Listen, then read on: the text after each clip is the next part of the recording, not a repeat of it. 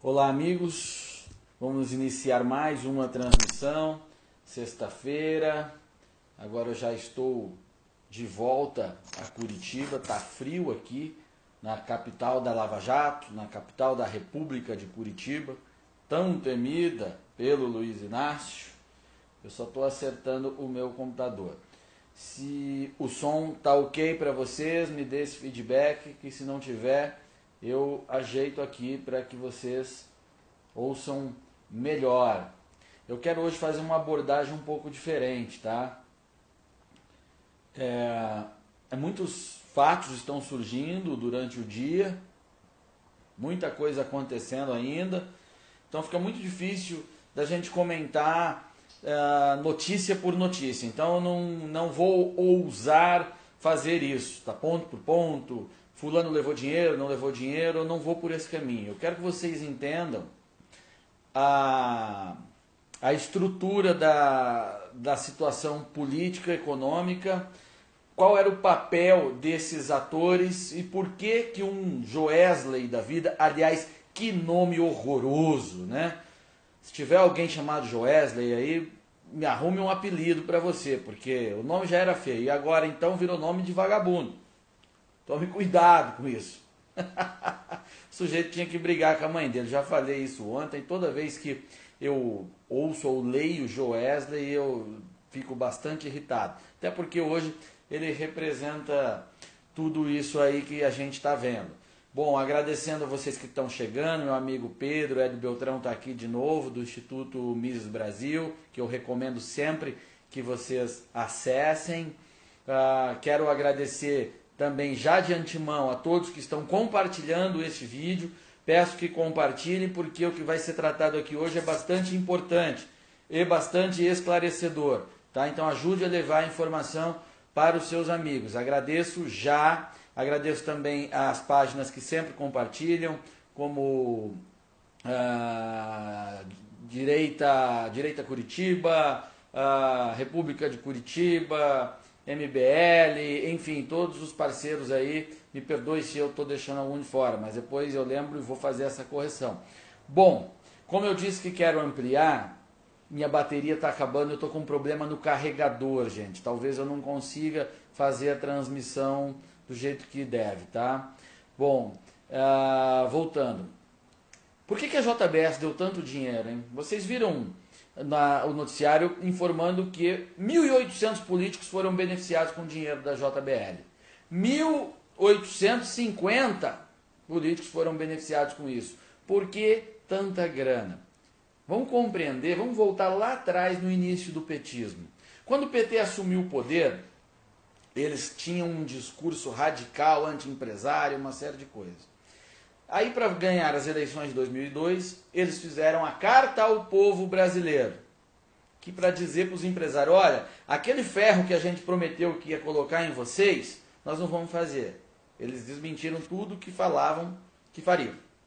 Então, ali eles começaram um diálogo com os empresários e depois no poder trouxeram para dentro. Por que isso? Porque os comunistas do PT, e qualquer comunista que entenda realmente do esquema de poder, ele não vai matar o empresariado, ele precisa que alguém financie tanto a economia propriamente dita, com atividades, mas também o seu próprio sistema político, o seu próprio sistema de poder, que é absolutamente complexo.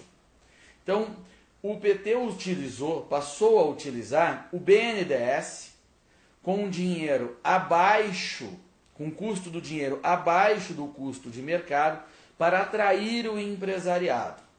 Então o BNDES captava dinheiro com as emissões de título do governo, por exemplo, a 12%, taxa Selic que vocês veem aí, e emprestava para os caras a 4, a 6, a 2, ou às vezes até com carência de 2 e 3 anos, enfim, naquelas condições em que o dinheiro não existia no mercado. Então o empresariado ia até o PT. Então, a partir desta ponte, o PT traçou o ponto 2 da estratégia. Eu vou fomentar a criação de grandes grupos que ficarão dependentes da minha rede de financiamento, que é o BNDES, e assim esses grandes grupos serão utilizados por mim, PT, para financiar tudo o que eu quero.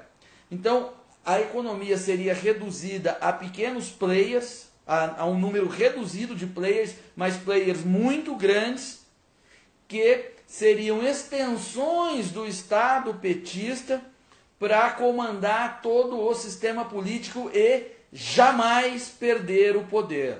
Este é um dado que tem que ser considerado nesse raciocínio que eu estou traçando.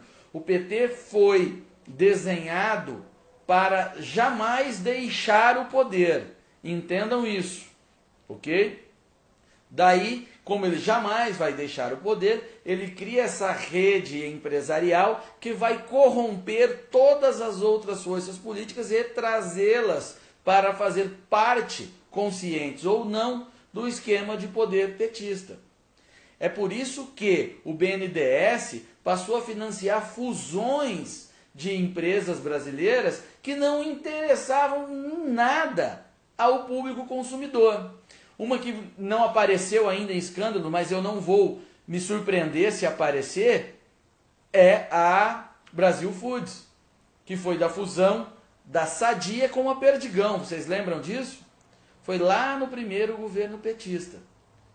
Por que o BNDES pegaria dinheiro subsidiado, a custo baixo, né? Pegaria seu dinheiro, que também capitaliza o banco através de dinheiro de impostos, ou emissão de títulos, para fazer a fusão de duas empresas que concorriam e que até então buscavam para te oferecer um produto de melhor qualidade por um preço menor, que era a Sadia e a Perdigão. Qual o sentido do governo fazer a fusão dessas duas e eliminar um player do mercado?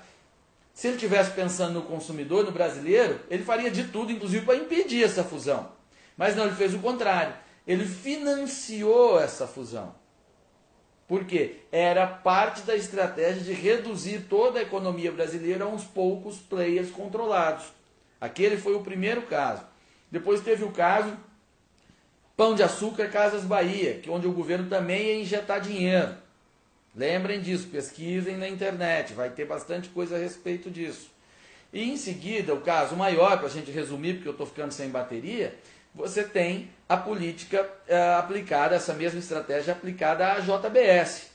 Há também o Eike Batista, que eu não posso deixar de citar e tal. Mas vamos lá. Essa estratégia foi aplicada à JBS, que em 2006 faturava cerca de 6 bilhões. Era um grupo grande, claro, já, mas com o dinheiro injetado pelo governo do PT, esse grupo passa a faturar 160. Na ordem de 160. Fica gigantesco, ele passa a adquirir quase que todas as unidades de frigorífico, as unidades de abate, né, no Brasil inteiro, ou seja, ele toma o controle desse mercado e depois ele passa a atuar em outros mercados também, com dinheiro do BNDES, dinheiro seu que o PT emprestava. Então, assim como os sindicatos foram utilizados para isso, lá atrás, desde Getúlio, para ser uma extensão do Estado, o PT estava aplicando isso aos empresários, aos atores econômicos, fazendo deles extensões do poder petista. Por isso que o PT mandava e o seu Joesley emprestava, dava dinheiro para candidato. Isso é tão verdade que o próprio Joesley confessa que quando a situação saiu do controle do PT e o impeachment da Dilma passou a ser uma realidade, ele foi convocado para ir a Brasília e comprar deputados. Veja o papel dele. O papel era comprar deputados para manter o esquema de poder do PT, para manter o poder do PT, o PT no poder. Me desculpe. Está muito claro, e vocês estão conseguindo, eu estou conseguindo ser claro, às vezes pode ser um tanto complexo explicar todo esse desenho, mas é isso.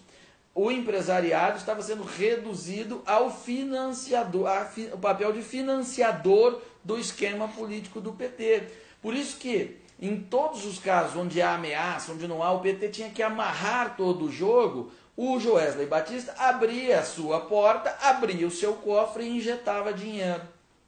Porque não era uma situação de mercado, onde ele não estava preocupado com isso. Porque se precisasse, recorreria ao caixa público, que é o caixa do BNDES, o dinheiro que é tirado do seu bolso.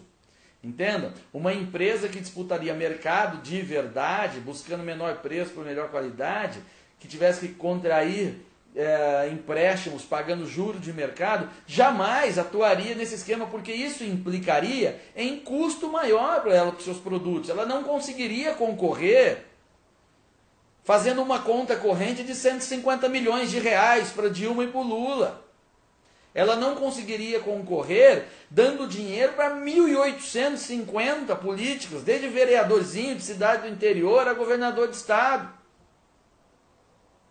Não tem sentido, notem, do ponto de vista de mercado, ela já não ganharia mais, a JBS já tinha os frigoríficos, mas ela estava exercendo o seu papel, que era o papel de comprar todas as forças para manter o status quo daquele desenho, o status do desenho de poder do PT. Ah, mas o Aécio também pegou. O Aécio era um dado nesse jogo todo.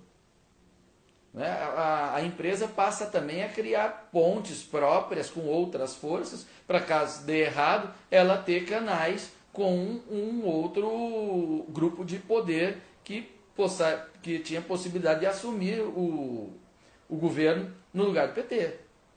É o monstro tentando... O PT criou o monstro, aí o monstro começa a tentar sobreviver no seu próprio meio também. É instintivo do bicho, se é que vocês me entendem.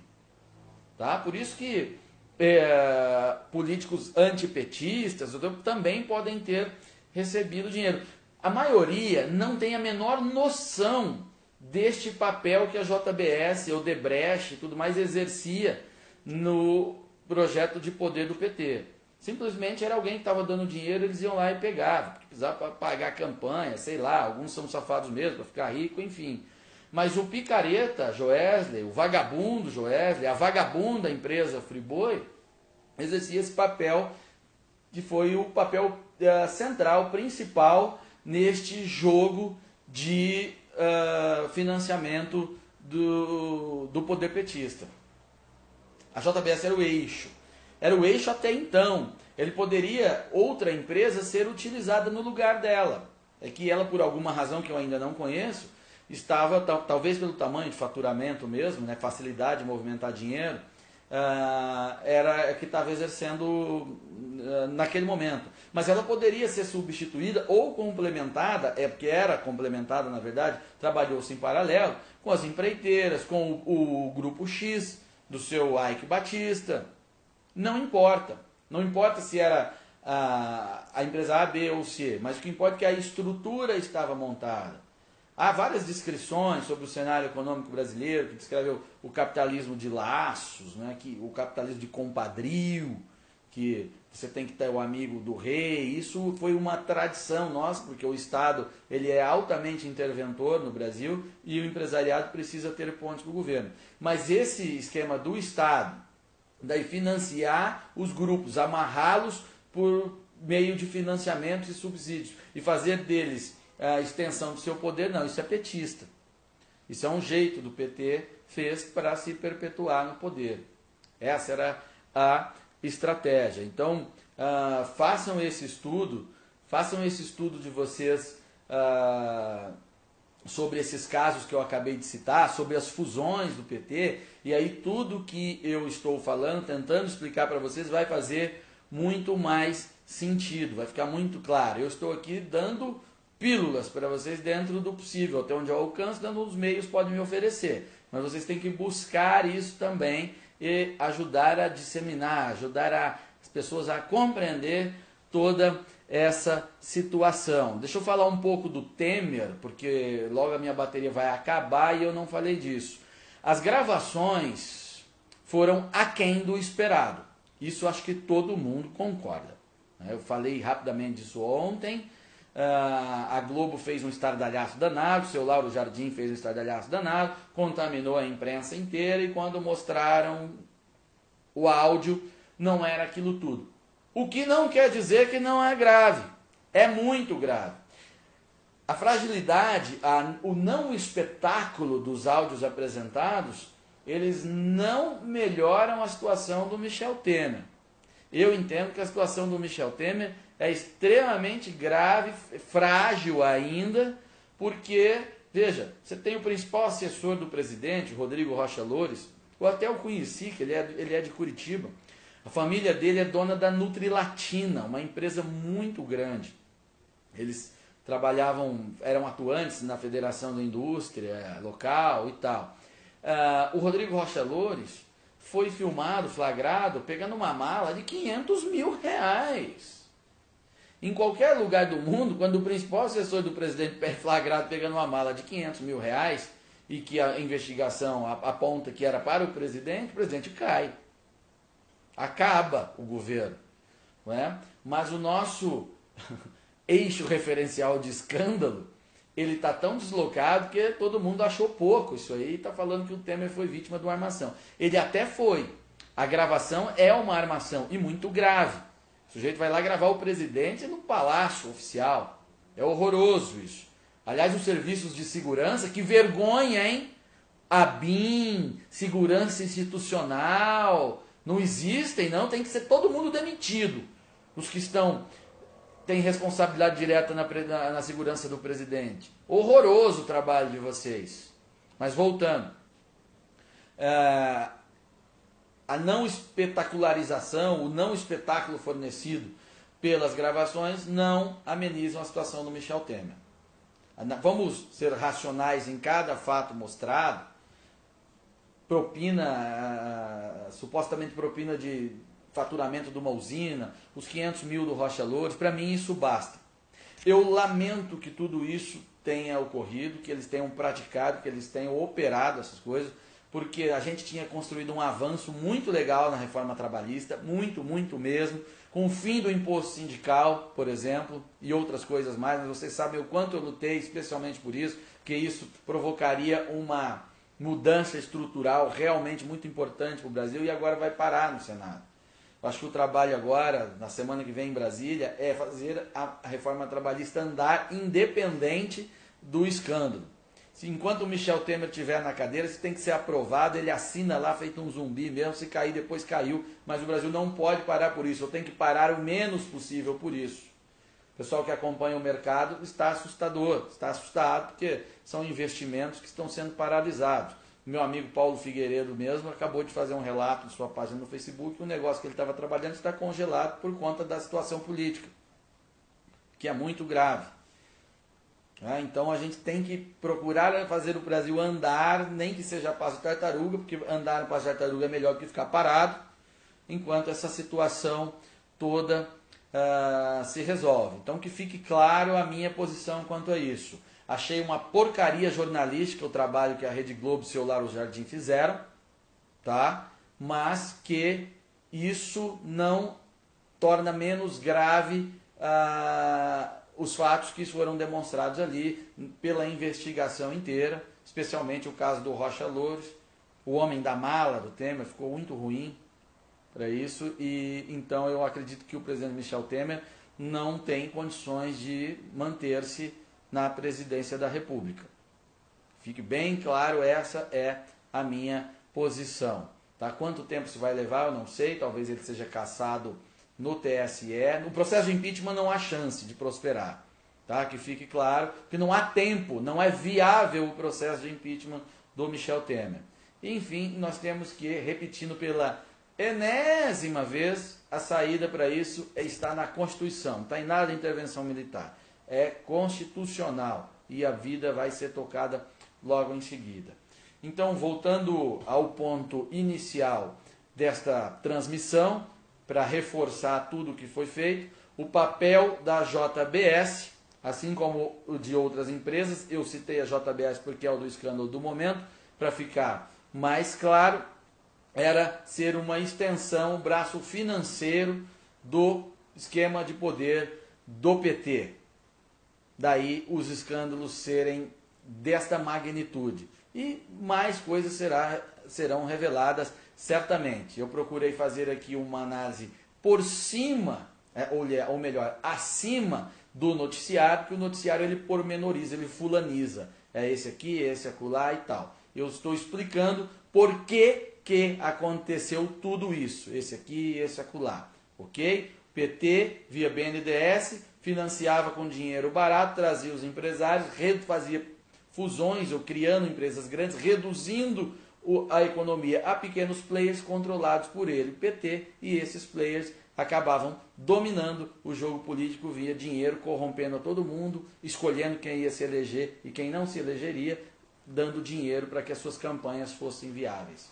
E aí o Brasil ia chegar, com mais um pouco tempo de PT, a conclusão é essa, o Brasil seria um simulacro de democracia, um teatro eleitoral apenas para enganar o pobre brasileiro que pensava estar escolhendo. Eles não estariam escolhendo nada, porque campanha custa muito dinheiro, com o dinheiro todo na mão deles, eles iam selecionar já quem seriam os candidatos. Então você ia fazer uma escolha dentro de uma banda já pré-escolhida pelo PT. Entenderam por que eu usei o título que a JBS foi construída para matar o Brasil? Foi por isso. Porque num sistema onde não podemos escolher quem nos representa e quem vai exercer políticas e quem vai executar o dinheiro arrecadado de impostos, é um país morto, é um país de liberdade inexistente. Eu vou encerrar por aqui, porque a bateria está acabando, não quero deixar vocês no escuro. E agradeço muito, peço que compartilhem esse vídeo, mesmo assim que ele se encerrar, porque o conteúdo dele acho que é bem importante. E a gente vai voltar a conversar sobre isso ou sobre outras coisas no decorrer do fim de semana ou da semana seguinte, ok? Obrigado mesmo, muito importante a audiência de vocês, um grande sucesso, mais de 2.000 pessoas acompanhando. Isso me estimula muito a continuar fazendo, a estudar mais e a procurar esclarecer vocês e exercer o meu papel.